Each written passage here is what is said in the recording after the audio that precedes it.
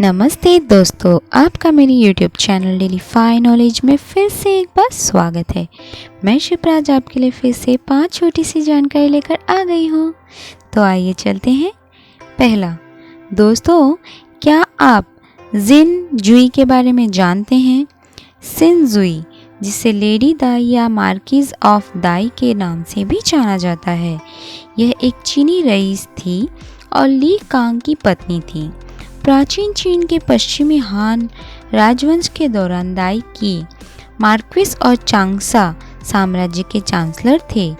उसकी कब्र उसके अच्छी तरह से संरक्षित अवशेष और 1400 कलाकृतियों से युक्त 1968 में मावांग डुई चांगसा हुनान चीन में खोजी गई थी। उसका शरीर और सामान वर्तमान में हुनान संग्रहालय के देखरेख में है।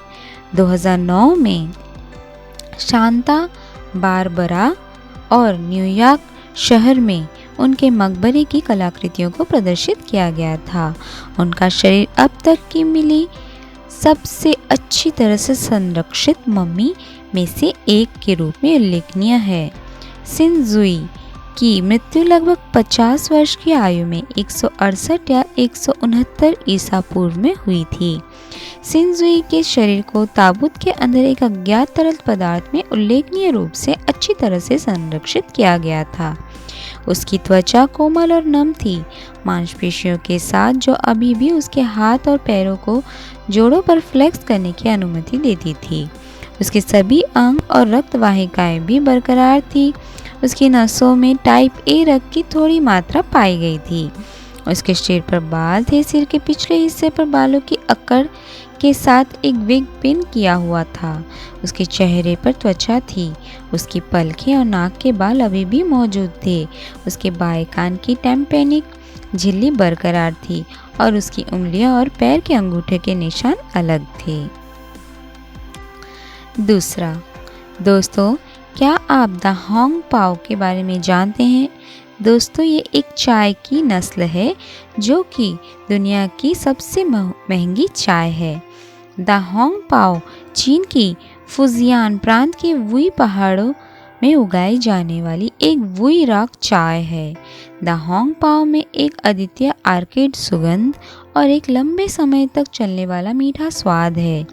ड्राई द होंग पाओ का आकार कसकर बंधी हुई रस्सियों या थोड़ी मुड़ी हुई पट्टियों जैसा होता है और यह हरे और भूरे रंग का होता है। पकने के बाद चाय नारंगी, पीली, चमकीली और स्पष्ट होती है। द होंग पाओ नोज स्टिपिंग के लिए अपना स्वाद बरकरार रख सकता है। चाय अक्सर बेहद महंगी मानी जाती है। द होंग पाओ को बनाने का एक पारंपरिक तरीका है पर्पल क्ले टी पॉट और 100 डिग्री सेल्सियस पानी का उपयोग करना। द होंग पाओ में कैफीन, थियोफिलाइन, चाय, पॉलीफिनॉल्स और फ्लेवोनॉइड्स होते हैं। इन कारणों और अन्य कारणों से चाय के लिए कई स्वास्थ्य लाभों का दावा किया जाता है। द होंग पाओ पीने से थकान कम हो जाती है और रक्त परिसंचरण में मदद मिलती है।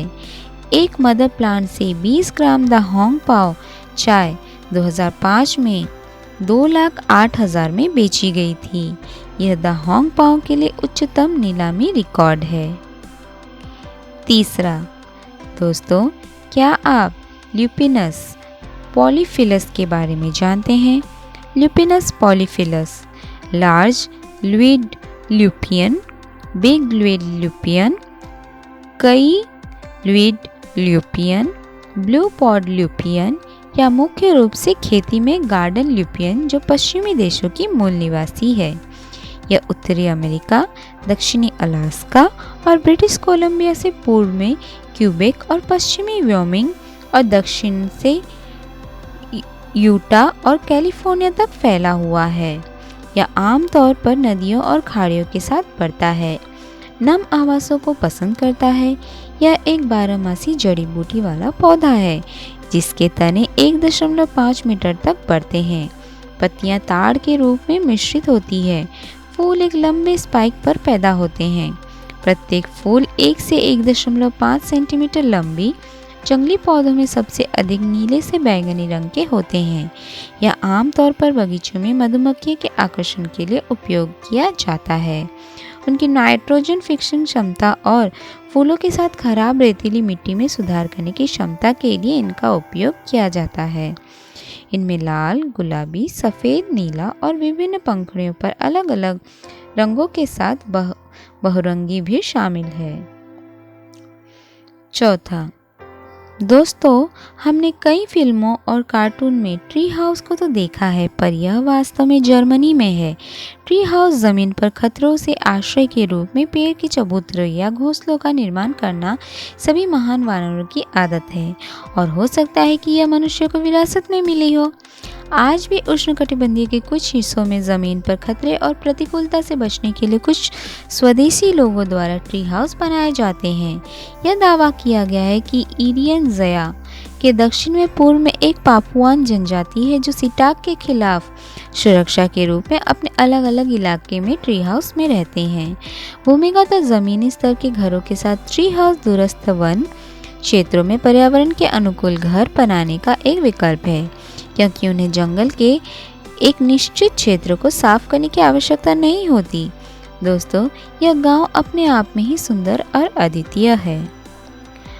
पांचवा, दोस्तों, यदि आप पांडुलिपियों के माध्यम से प्राचीन भारत के भूभाग में जाते हैं तो आप एक समृद्ध विरासत का हिस्सा बनने के लिए उत्साहित होंगे, जिसने अनगिनत सिद्धांतों और अवधारणाओं को पेश किया जो व्यावहारिक रूप से तथ्यात्मक है। हमारे प्राचीन ऋषियों, दार्शनिकों, खगोलविदों, गणितज्ञों और कई विद्वानों ने विभिन्न क्षेत्रों में अपने आविष्कारों और खोजों के माध्यम से अपार योगदान दिया। दुर्भाग्य से इनमें से कई आविष्कारों और खोजों का श्रेय विदेशियों को जाता है। क्या आप जानते हैं कि कनाद, एक प्राचीन भारतीय ऋषि, वैज्ञानिक और दार्शनिक, ने ब्रह्मांड के निर्माण और अस्तित्व की व्याख्या करने के लिए परमाणुओं का एक सिद्धांत प्रतिपादित किया था।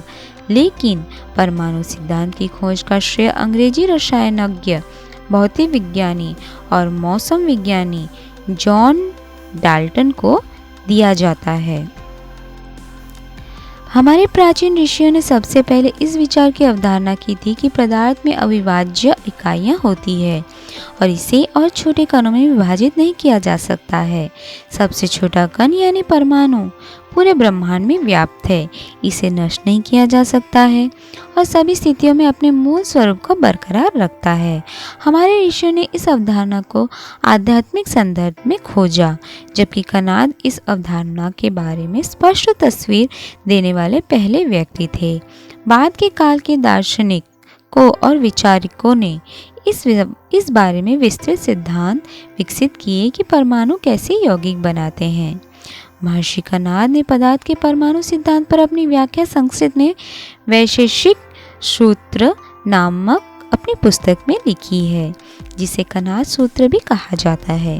यह पुस्तक विज्ञान, दर्शन और धर्म का मिश्रण है। उन्होंने आत्मा और मोक्ष की अवधारणा की तर्ज पर परमाणु सिद्धांत को प्रतिपादित किया। उन्होंने अपने सिद्धांत को समझाने के लिए तर्क और यथार्थवाद को लागू किया, जबकि कनाद 600 ईसा पूर्व के दौरान रहते थे। वास्तविक तारीख का रिकॉर्ड उपलब्ध नहीं है, लेकिन माना जाता है कि वे 6वीं शताब्दी से 2री शताब्दी ईसा पूर्व के बीच रहते थे। डाल्टन 18वीं और 19वीं शताब्दी के अंत के थे। तो दोस्तों, आज की दी हुई जानकारी आपको कैसी लगी मुझे कमेंट बॉक्स पर ज़रूर बताइएगा और मेरी इस वीडियो को लाइक, शेयर और सब्सक्राइब करना ना भूलिए। Thank you.